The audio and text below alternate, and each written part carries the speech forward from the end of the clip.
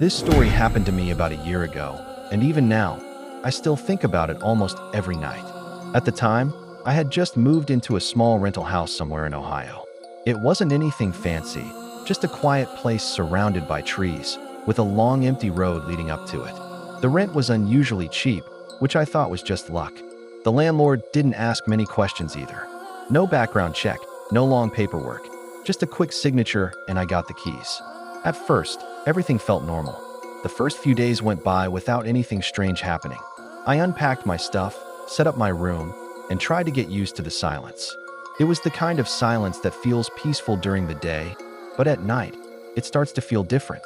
About a week in, I started noticing small things. I'd leave a cabinet slightly open in the kitchen, and later find it completely shut. At first, I brushed it off, thinking I just didn't remember correctly. But then one night, I left a glass of water on the table before going to sleep. When I woke up the next morning, the glass was in the sink. That didn't make sense. I lived alone. There was no one else in that house. I tried to ignore it. I told myself I was just being paranoid. Moving into a new place can mess with your head a little. But then the sound started. Late at night, usually around 2 or 3 a.m., I would hear footsteps. They weren't loud. They were slow, careful, almost like someone was trying not to be heard. And they were always coming from above me, the attic. At first, I convinced myself it was just the house settling. Old wood, temperature changes, normal explanations. But the more I listened, the more it didn't feel random. It had a pattern. One night, I couldn't take it anymore.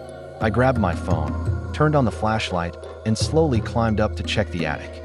My heart was pounding the entire time. I opened the attic door and pointed the light inside. Nothing. Just dust, some old boxes, and complete silence. I stood there for a few seconds, just staring into the darkness. And right when I was about to turn around and go back down, I heard something shift behind me. Not inside the attic. Behind me. I froze. I didn't turn around immediately. I just stood there, trying to convince myself it was nothing. After a few seconds, I slowly turned, but there was nothing there. That was the moment I started feeling like something was seriously wrong. The next day, I went out and bought a small security camera. I didn't tell anyone. I just needed to know if I was imagining things. That night, I set it up in my living room, pointed toward the hallway and the attic entrance. I went to sleep like usual, but I don't think I ever fully relaxed. The next morning, the first thing I did was check the footage. At first, everything looked normal. Just an empty room, nothing moving. Then I skipped ahead to around 3 a.m. At exactly 3:17, something changed. The attic door slowly opened. My heart dropped instantly. I kept watching. A man slowly climbed down.